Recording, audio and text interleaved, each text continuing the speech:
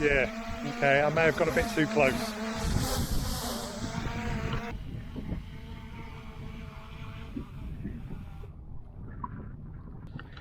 Right, so it looks like the front sensor has fogged up a bit. Oh, Mini 3, what have I done to you?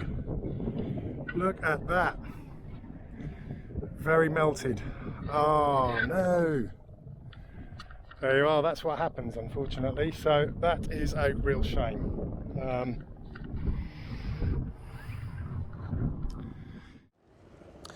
One of the things you really notice when you're standing near the volcano is the radiant heat that's on your face and any part of your skin that's exposed. We're about 400 meters away from that eruption, and you can really feel the heat on your face. You will have radiant heat, you also have convected heat coming up, and that boils down to an awful lot of heat when you get close to that erupting lava, and we are losing drones. I've seen 2 people lose their drones today, and despite thinking I was keeping a good enough distance, my poor little Mini 3 Pro has come a cropper. As you can have a little look, we can see the bottom of it is severely melted. The gimbal, the top lens there, he's looking a little bit dented.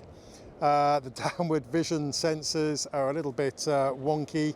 You can see I've suffered significant melting across all of the bottom surface, and that would be a direct result of flying too low to all that incredible lava there. Right, thankfully there is a DJI shop here in Reykjavik, so hopefully they've got a new Mini 3 Pro in stock. Let's have a look. Sound a little bit close. Yeah. Yeah. It's all huge. So what I get is the fast speed. Okay, lucky boy, lesson learned.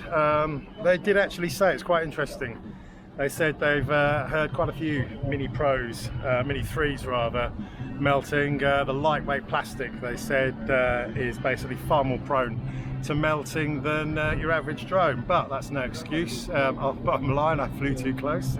Learned my lesson, but I've got another 4 days here in Iceland, so hopefully now I'll be able to get some more good footage and carry on having fun. So yeah, okay, there we go. So here's where the sensor starts struggling to focus, and it's where I was actually flying directly over the main lava flow that was coming straight out of the main crater. So of course it was going to be at its very hottest.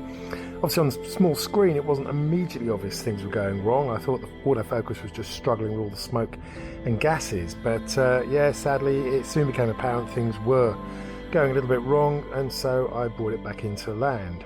Now whilst I was in the shop, another guy brought his Mavic 3 Pro Cine in, was asking for their advice after it also stopped focusing the day before, and sure enough the shop did confirm that even though it had no signs of any external damage, it was also heat damage. The sensor and the focus system would have been damaged. They'd had 3 or 4 similar instances in the shop just in the last couple of days. Anyway, look, this is more just a little warning for those of you that are thinking of coming down here with your drones, and there are plenty of drones up in the air here at the moment. Be careful, it can happen to any of us, and it is a shame to see people losing their drones like this. Hang back, stay high, and you should be good. Get low and get too close, and yeah, like Icarus, you can end up with your feet burnt. So look, wasn't it his wings? Yeah, it was the wings, wasn't it? Never mind. Anyway, the message is there. Yes, I know you might be thinking, what an idiot, you know, you asked for that, but like I said, very easy to be caught out, and I'm hoping that by putting this message out to others, they won't make the same mistake, and that is what it's all about. So anyway, look, say, little thumbs up, helps the cause. Till next time, have fun, happy flying.